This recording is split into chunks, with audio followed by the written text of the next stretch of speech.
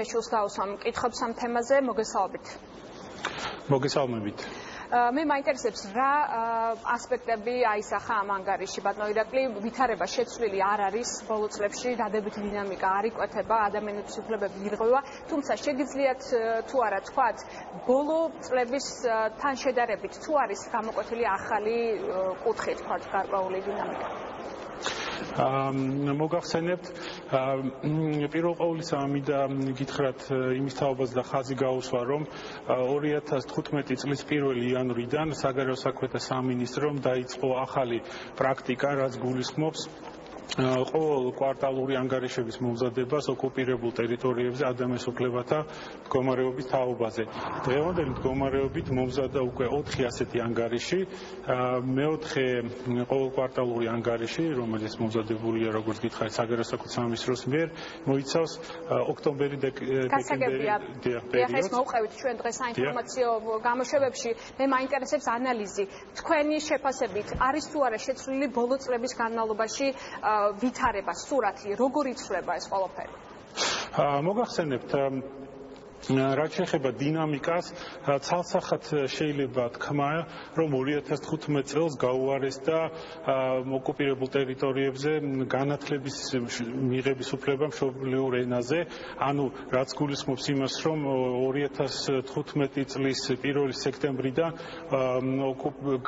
აფხაზეთის ოკუპირებულ ტერიტორიაზე, კერძოდ კი გალის რეგიონში 11 ქართულ სკოლაში შეწყდა ქართულ ენაზე, მშობლიურ ენაზე სწავლა. ეს არის ერთ-ერთი თვალსაჩინო მაგალითი იმისა, თუ როგორ ნელ-ნელა და დინამიურად ხდება ადამიანის უფლებათა მდგომარეობის გაუარესება ოკუპირებულ ტერიტორიებზე. ასევე იგივე შეიძლება ითქვას საკუთრების უფლებაზე იმ მიტოვებულ სახლებში, რომლებიც ეკუთვნის ეთნიკურად ქართველებს და რომლებიც მიტოვებულია, დრო და დრო, ასე ვთქვათ, ეს ქონება უფრო, ასე ვთქვათ, ხება ამ საკუთრების უფლება.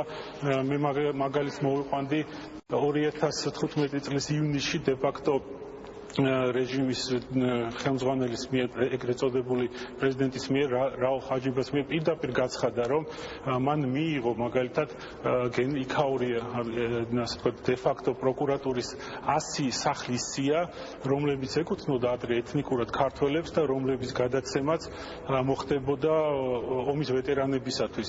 მსგავსი ინფორმაცია ძალიან ბევრია საჯარო სივრცეში. პასპორტიზაციასთან დაკავშირებით გაქვთ აქცენტი თქვენ ანგარიში, რა შეიცვალა პასპორტიზაცია და ეგრეთ წოდებული უცხოელი მოქალაქეების სამართლებრივი მდგომარეობის შესახებ, ასე ვთქვათ, კანონის მიღებით. კიდევ უფრო დაამძიმა თუ არა ამან ის რეჟიმი, რომელიც მოქმედებდა დღემდე?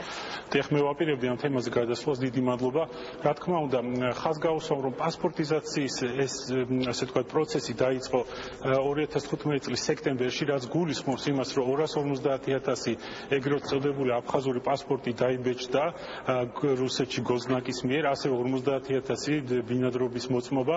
ეს პროცესი გულისხმობს იმას, რომ იქ მცხოვრები ადამიანები, რომლებიც არიან ეთნიკურად ქართველები, აბსოლუტურად გაურკვეველი არის მათი ბედი ამ მხრივ, იმიტომ რომ დე-ფაქტო და საოკუპაციო რეჟიმი გადაწყვიტავს, თუ ვის ეკუთვნის ეს პასპორტები და შესაბამისად ამით მათ ენიჭება დამატებითი ფილტრი იმისათვის, რომ ადგილობრივ მკვიდრ მოსახლეობას შეექმნას პრობლემა, თუნდაც საკუთრების უფლება, თუნდაც გადაადგილების უფლება, თუნდაც განათლების მიღების უფლება მშობლიურ ენაზე და აბსოლუტურად გაურკვეველია, რა კრიტერიუმებით გასცემენ ისინი ამ დოკუმენტებს, ასევე გასათვალისწინებელია, რომ რამოდენიმე წლის წინ ისევ ეგრეთ წოდებული აფხაზური პასპორტები და ათასობით ეთნიკურ ქართველს გაუქმდა, ხოლო ახლა ამ ახალი ეტაპით, როგორც ჩანს, უფრო მოწესრიგებულად აპირებენ ამ საკითხის და ამ დისკრიმინაციული მიდგომის გაგრძელებას. გასაგებია და ბოლო კითხვასაც დაგისვამთ, ჩემი კოლეგა სალომე ხოქიაშვილი საუბრობდა, სანამ ამ თემაზე გადმოვიდოდით, სოხუმის ციხესთან დაკავშირებულ საკითხზე, რადგან საოკუპაციო რეჟიმის გადაწყვეტილებით უნდა მოხდეს ამ ციხის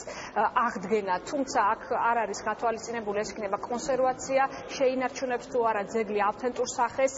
თქვენ მე მახსოვს, რომ მუდმივად გქონდათ ყველა საერთაშორისო არხის გამოყენებით საუბარი კულტურული ძეგლების რეაბილიტაციასთან და ქართული ექსპერტების საოკუპაციო რეჟიმის მიერ კონტროლირებად ტერიტორიაზე დაშვებასთან დაკავშირებით. ახლა თუ მოახდინეთ რამე რეაგირება ამ კონკრეტულ ფაქტზე?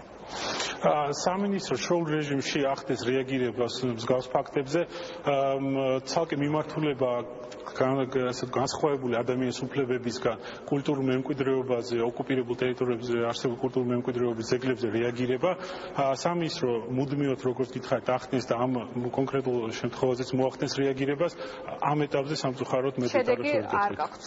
არა, შედეგს მე ვერ გეტყვით დეტალებზე, იმიტომ რომ ადამიანის უფლებების კუთხით გესაუბრებოდით ამ ანგარიშებზე. ძალიან დიდი მადლობა. მადლობა თქვენ. დიდი მადლობა რომ იყავით ჩვენი სტუმარი. მაყურებელს შევახსენებ რომ საგანგებო